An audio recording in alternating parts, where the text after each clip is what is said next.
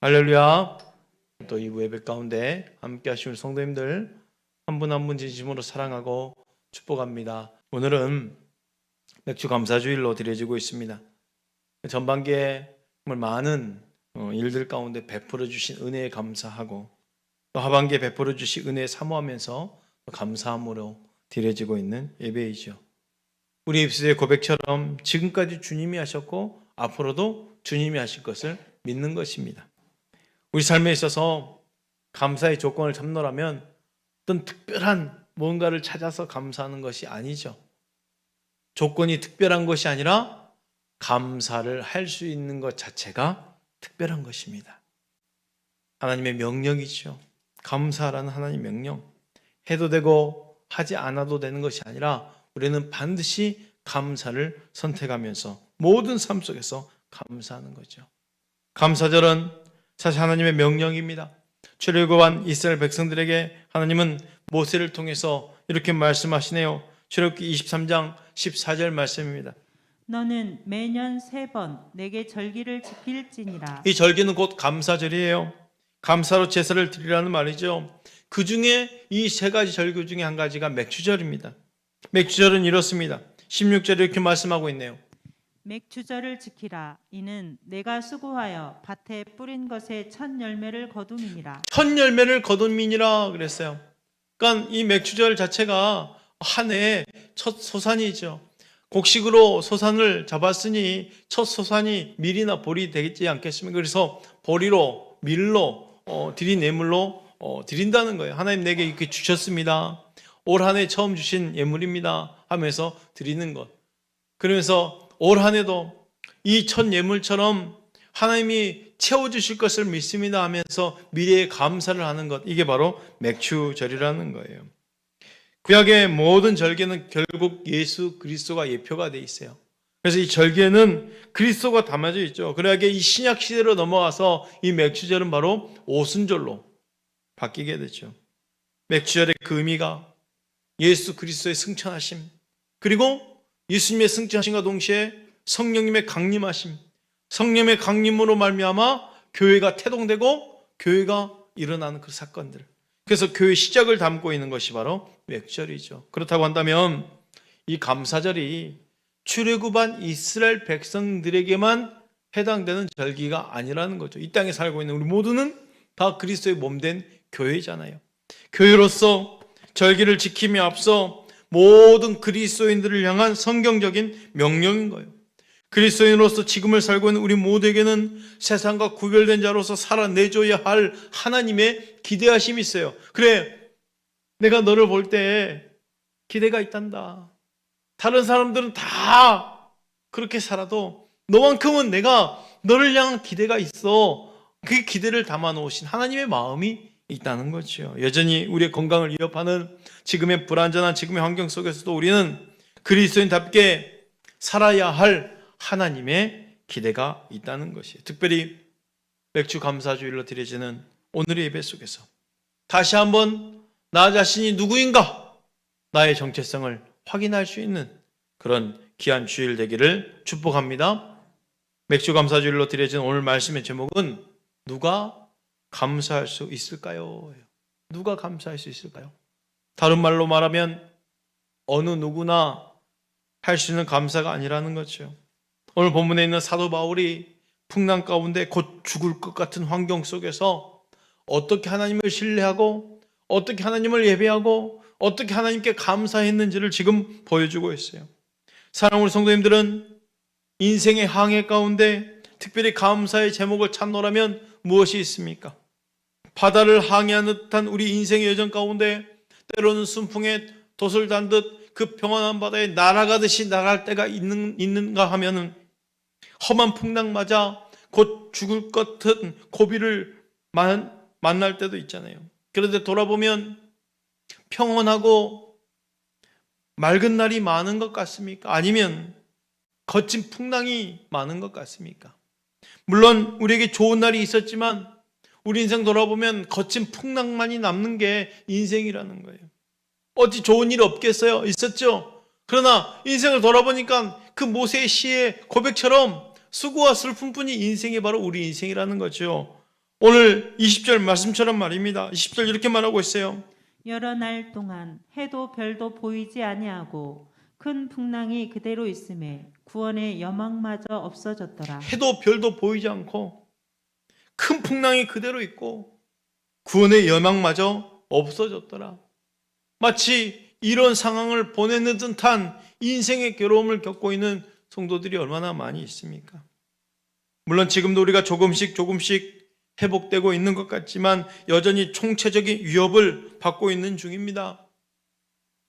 문제는요, 좋은 날이야 그냥 가만히 있어도 지나가게 되는, 쉽게 갈 수 있는데 이렇게 풍랑 같은 그 인생 가운데 닥치면 그 상황 속에서 어떻게 기뻐할 수 있고 어떻게 감사할 수 있을까라는 거죠. 오늘 감사주일 가운데 풍랑 속에 있었던 사도 바울을 통해서 내가 어떤 자세로 살아야 하고 어떻게 감사할 수 있을지를 깨달을 수 있기를 바랍니다. 우리가 일반적으로 고난을 당할 때 반응이 어떻습니까? 낙심이죠. 고난 당하면 일단 낙심이 찾아옵니다. 낙심하다 보면 기도도 못하죠. 예배의 자리 나오기도 힘들죠. 예배 자리 나오기 힘드니까 하나님을 원망하게 되죠. 내가 그렇게 하나님을 믿었는데 왜 나에게 이런 상황이 닥칠까 하면서 말이죠. 그런데 성경은 말합니다. 야고보서 1장 2절부터 5절 말씀이에요. 내 형제들아 너희가 여러 가지 시험을 당하거든 온전히 기쁘게 여기라. 이는 너희 믿음의 시련이 인내를 만들어내는 줄 너희가 알미라. 인내를 온전히 이루라. 이는 너희로 온전하고 구비하여 조금도 부족함이 없게 하려 함이라. 너희 중에 누구든지 지혜가 부족하거든 모든 사람에게 후히 주시고 꾸짖지 아니하시는 하나님께 구하라. 그리하면 주시리라. 고난을 당할 때 온전히 하나님을 기뻐하라네요. 2절 말씀 한번 보십시오. 이렇게 말하고 있습니다. 너희가 여러 가지 시험을 당하거든 온전히 기쁘게 여기라 그랬어요. 따라서 할까요? 너희가 여러 가지 시험을 당하거든 온전히 기쁘게 여기라. 여러분, 여러 가지 시험, 환난, 고난을 당하거든 온전히 기쁘게 여기라 라고 말하네요. 그런데요, 우리가 원치 않는 이 고난 속에서 어떻게 기뻐할 수 있습니까? 사실 기쁨이라는 것은 감정이잖아요. 어떤 행위에 대한 감정이 나오는 거잖아요. 그러니까 좋은 일이 있어야 기쁘다 하는데 좋지 않은 일이 다가오는데 어떻게 기뻐할 수 있냐는 거예요. 이 기쁨은 감정인데, 근데 성경에서 말하는 이 기쁨을 뭐라고 말합니까? 의지적인 선택이라는 거예요. 환난을 당해도 힘을 다해서 기뻐해라. 힘을 다해서 의지적으로 말이죠. 우리가 이 기쁨이라는 이 감정이 환경에 의해서 움직여질 수 있다라고 하는 그런 감정인데 거기에 상관없이 의지를 가지고 기뻐하기를 선택하라는 거예요. 고난 가운데 있다 할지라도 기뻐하면서 그 믿음의 시련 가운데 후히 주시고 꾸짖지 아니하시는 하나님께 구해라는 것입니다. 감사도 마찬가지예요. 성도는 어떤 역경이 있다 할지라도 하나님께 감사하는 사람이 되어야 된다는 것이죠. 그렇다면 누가 하나님께 감사할 수 있을까요? 먼저는 하나님이 나와 함께 하심을 믿는 자들입니다. 이것만큼 큰 확신이 없어요. 우리가 환난 속에서 어떻게 기뻐할 수 있고 어려움 당한 그 상황 속에서 어떻게 의지를 가지고 기뻐할 수 있을까요? 딱 한 가지 귀한 초점이 있어요.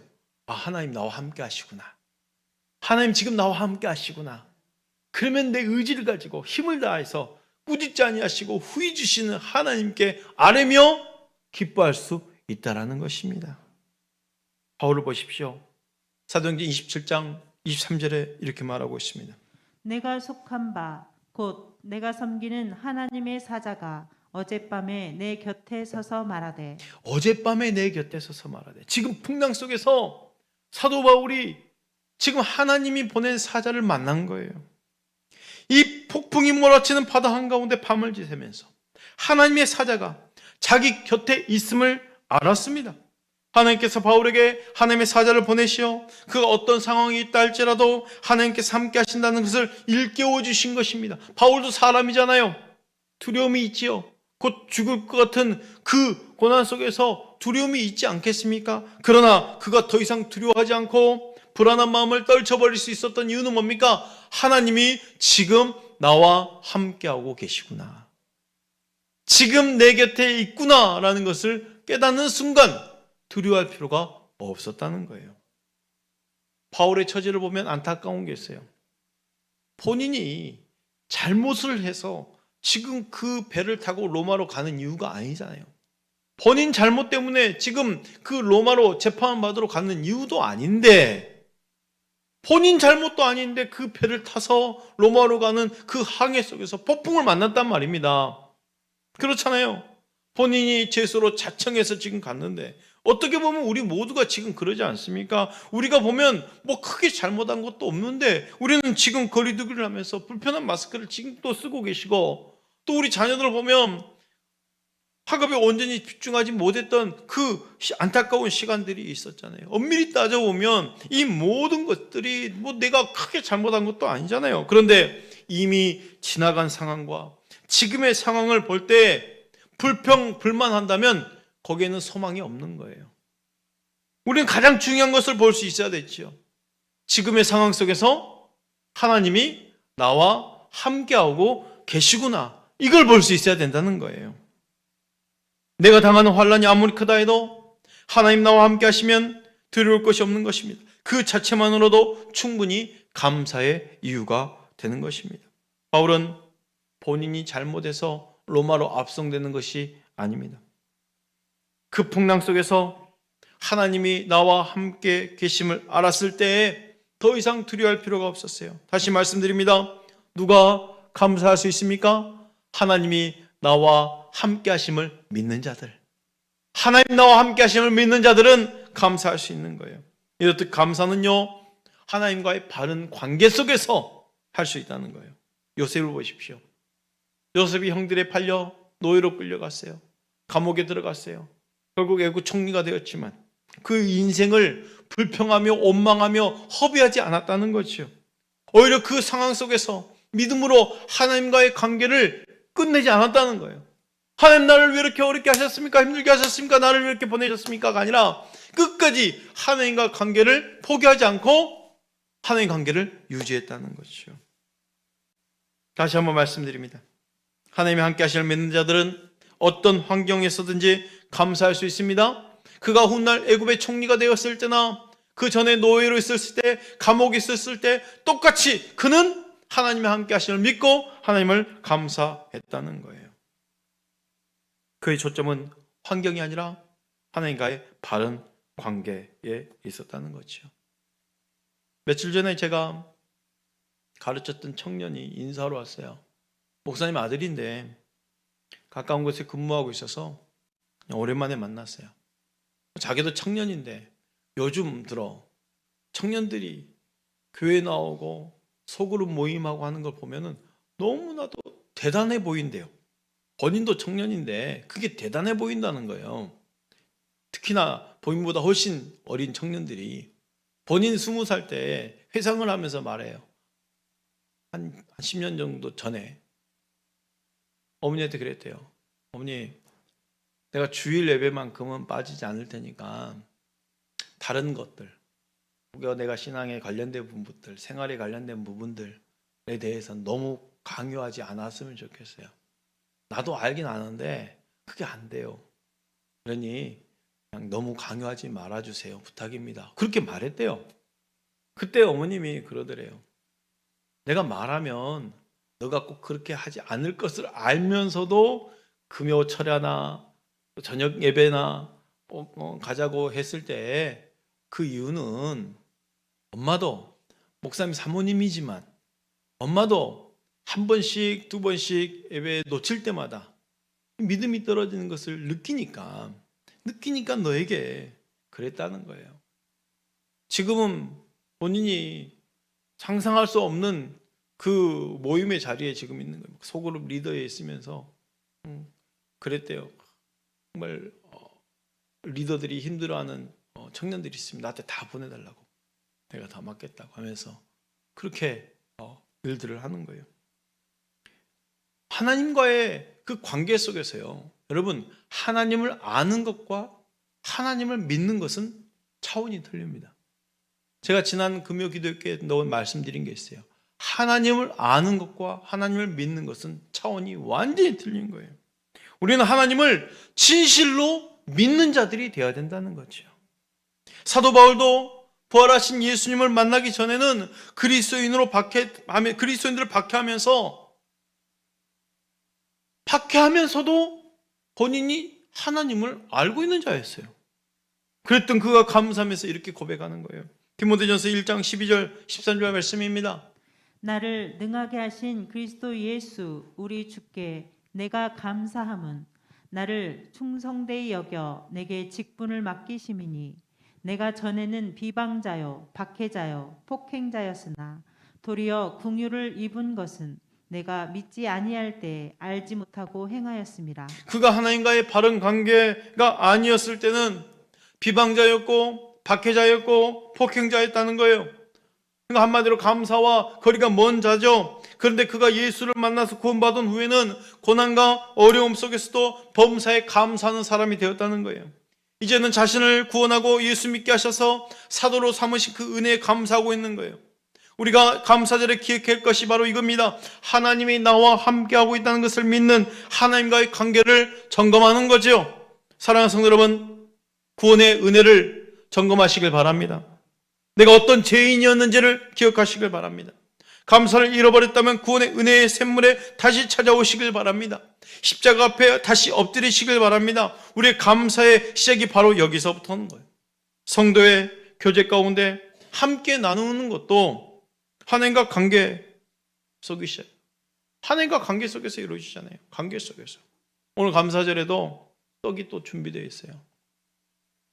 사실 백장로님 가정에서 하는 건데 제가 미리 말하지 말라 하겠는데 말씀드리는 거지만, 아침에 기도하는데 그래요. 우리 성도님들이 계속해서 지지난주에 이주영 집사님 가정에서 또 섬기고, 지난주에 또 김종환 집사님 가정에서 또 섬기고, 오늘 또 백장로 가정에서 섬기고, 다음 주 또 있어요. 우리 주영신 집사님 가정에서 또 섬기고. 감사하죠. 새벽에 기도하면서 주여, 섬기는 가정에 또 함께 나눌 때 더불어 우리 성도들도 더불어 함께 복을 받게 하옵소서. 더불어 감사가 더 넘쳐나게 하옵소서. 기도하고 있습니다. 풍랑 속에서요, 사도 바울을 통해서 알 수 있는 또 다른 사실이 있어요. 하나님께 감사하는 사람은요, 사명이 살아있는 사람이라는 거예요. 사명이 살아있는 사람. 24절 말씀 볼까요? 바울아 두려워하지 말라. 내가 가이사 앞에 서야 하겠고 또 하나님께서 너와 함께 항해하는 자를 다 내게 주셨다 하였으니. 바울이 지금 가이사 로마 황제 앞에 서야 할 그 사명이 있다는 거예요. 사명이 있는 사람은요, 지금 풍랑 가운데 절대로 하나님이 죽도록 내버려 두지 않는다는 거죠. 지금 풍랑이 있어도 그 풍랑 너머에 본인이 해야 될 일을 하나님이 분명히 주셨기 때문에 지금의 풍랑 앞에 절대로 빠져 죽지 않는다는 것입니다. 여러분, 사명이 살아있으면 어떠한 풍랑과 환경 속에서 좌절하지 않는다는 거죠. 두려워할 필요가 없는 거예요. 하나님 죽도록 내버려 두지 않기 때문에. 하나님 우리 모두에게도 동일한 사명을 주셨습니다. 바로 복음 전하는 사명입니다. 마가복음 16장 15절 말씀, 또 이르시되 너희는 온 천하에 다니며 만민에게 복음을 전파하라. 여러분 주위에 여전히 믿지 않는 가족들이 있습니까? 절대 하나님이 나를 내버려 두지 않을 거예요. 왜? 저 영혼을 구원한 사명을 주셨기 때문에. 우린 그 사명 붙들고 지금을 넘어가는 거죠. 여러분 주위에 여전히 믿지 않는 영혼들이 있다면 하나님 나에게 사명 주심을 믿고 지금의 풍랑 환경 그 앞에서 넘어지지 마시고 반드시 일어설 수 있는 힘을, 그 사명 붙들고 나아가시길 바랍니다. 이 사명이 살아있는 자는 지금의 역경과 환경이 있다 할지라도 그 안에서 넘어지도록 하나님이 내버려 두시 않는다는 거예요. 이 사명을 감당하고자 할 때 하나님은 우리의 머리털 하나도 상하지 않도록 지켜주실 줄 믿습니다. 끝까지 하나님을 포기하지 마십시오. 그러므로 우리는 어렵고 힘들더라도 눈물을 흘리며 씨를 뿌려야 한다는 거죠. 시편 126편 5절 6절 말씀이 이렇습니다. 눈물을 흘리며 씨를 뿌리는 자는 기쁨으로 거두리로다. 울며 씨를 뿌리러 나가는 자는 반드시 기쁨으로 그 곡식단을 가지고 돌아오리로다. 시편 126편 이 시는 배경이 바벨론 포로에서 돌아온 이 백성들이 70년 만에 포로에서 돌아왔잖아요. 70년 만에 돌아온 이 백성들이 성전에 올라가면서 얼마나 감격이 있겠어요. 그럼 하나님을 높이며 찬양하는 거예요. 그 찬양의 가사 가운데 울며 씨를 뿌리러 나간 자는 기쁨으로 거두리로다 이 찬양했다는 거예요. 생각해 보세요. 70년 동안 한 번도 빠짐없이 눈물을 흘리며 기도했는 거예요. 하나님, 나를 구원하실 줄 믿습니다. 나를 버리지 않으실 줄 믿습니다. 끝까지 붙든 거죠. 문제를 만났을 때 기도하시길 바랍니다. 기도하면 하나님 응답하십니다. 근데 하나님은 응답만 주시는 것이 아니에요. 특별히 눈물로 기도하는 사람을 만나주시고 믿음을 부어주시는 거예요. 그 믿음을 붙들고 사명 잃지 마시길 바랍니다. 모일 수 없게 예배를 드리지 않아도 되고 환경과 여건이 안 되기에 전도를 미뤄도 되는 건 아니에요. 예배는 우리 삶 가운데 절대적인 것이고 전도는 우리 삶 가운데 분명한 사명이에요. 우리 교회는 지난 2년 동안 한 번도 예배를 쉬지 않게 하셨고 전도도 쉬지 않게 하셨어요. 절대적인 것은 반드시 지키는 것입니다. 여러 가지 중에 하나가 아니라는 거예요. 직장생활이 있고 가정생활이 있고 또 여러 가지 많은 일들 가운데 교회 또 신앙 그 여러 가지 중에 하나가 아니라는 거죠. 우리는 근본적으로 하나님 백성이요. 신앙 안에서의 가정이 있고 신앙 안에서 일터가 있고 신앙 안에서의 우리의 모든 삶의 환경들이 있는 거예요. 그 중에 하나가 아닙니다. 여러 가지 삶 가운데 그 중에 하나가 아니라는 거예요. 바울이 풍랑 속에서 있었던 것은 바로 우리 앞으로의 삶에도 원하지 않는 어려움이 있다라는 것을 지금 알려주는 거 아니에요.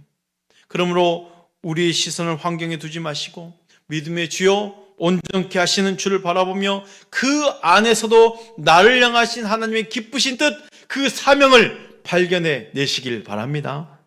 이렇게 사명이 있는 자는 하나님께 감사할 수 있습니다. 마지막으로 말씀의 능력을 믿는 자들은요 감사할 수 있다는 것이요. 24절 25절 말씀 볼까요? 바울아 두려워하지 말라.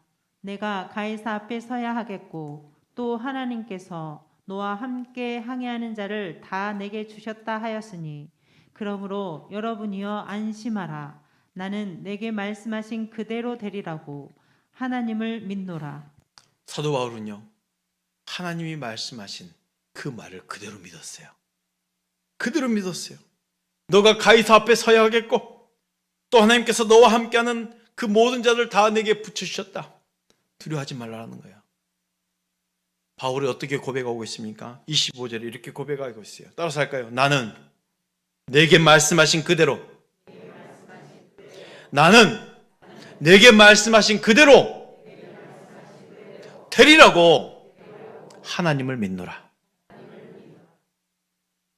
내게 말씀하신 그대로 되리라고 하나님을 믿노라. 하나님의 말씀을 그대로 믿었어요. 하나님의 말씀 그대로 믿었어요. 하나님의 말씀은 역사하는 능력이 있습니다. 하나님 말씀으로 세상의 모든 만물을 창조하셨고 말씀으로 주관하십니다. 말씀을 믿는 자는 하나님의 능력을 볼 것입니다. 그런데 우리가 연약하잖아요. 분명 우리가 믿음이 있다고 하나 순간 바람과 파도의 풍랑에 요동치는 우리들이에요. 야고보서 1장 6절 7절 이렇게 말하고 있죠. 오직 믿음으로 구하고 조금도 의심하지 말라. 의심하는 자는 마치 바람에 밀려 요동하는 바다 물결 같으니 이런 사람은 무엇이든지 죽게 얻기를 생각하지 말라. 풍랑 가운데 내 마음이 요동칠 때가 있습니다. 요동치는 바다 물결같이 의심이 생길 때 어떻게 해야 될까요? 야고보서 말씀처럼 믿음으로 구하고 조금도 의심하지 말라라고 하시네요. 무엇보다도 의심이 들어올 수 없도록 하나님의 말씀을 주장하는 거예요. 풍랑 속에서도 바울의 고백처럼 나는 내게 말씀하신 그대로 되리라고 하나님을 믿노라 합니다. 의심이 들어올 때, 마치 풍랑처럼 내 마음도 요동칠 때 그 의심이 들어오지 못하도록 하나님 말씀을 붙들어 내는 거예요. 베드로 보십시오. 그는 오라는 주님의 말씀을 믿고 물 위를 걸었습니다. 그리고 주님만 바라보고 가야 되는데 한 걸음 한 걸음을 걸어가는데 순간 바다와 그 바다 파도를 보면서 주님의 말씀을 놓쳐버린 거예요. 순간 물에 빠져버립니다. 아무리 바람과 파도가 불고 있다 하더라도 주님 말씀 가운데 오라는 말씀이 있었기에 그 말씀 믿고 가면 되는 것입니다. 바울의 고백 다시 한번 따라서 할까요? 나는 내게 말씀하신 그대로 되리라고 하나님을 믿노라. 사랑하는 성도 여러분, 다시 한번 강조합니다. 감사한 조건은 특별하진 않지만 감사 자체는 특별한 거예요. 특별한 감사 조건을 찾아서 이거 감사할 수 있구나, 이게 아니라는 거죠. 감사를 할 수 있는 것 자체가 특별한 거예요. 그 특별한 감사를 누가 할 수 있을까요? 지금 나와 함께하고 계시는 하나님을 믿는 자들은 감사할 수 있습니다. 어떤 환경 가운데 있다 할지라도 나를 향하신 하나님의 기쁘신 뜻을 발견하고 나에게 사명이 있다는 것을 믿는 자들은 감사할 수 있습니다. 무엇보다도 말씀의 능력을 믿는 자가 감사할 수 있는 것입니다. 오늘 또 환경에 상관없이 어떤 고난이 와도 어떤 역경이 와도 좌우로 치우치지 말고 말씀의 능력을 믿고 우리 삶 속에서 하나님을 경험하시기를 축복합니다.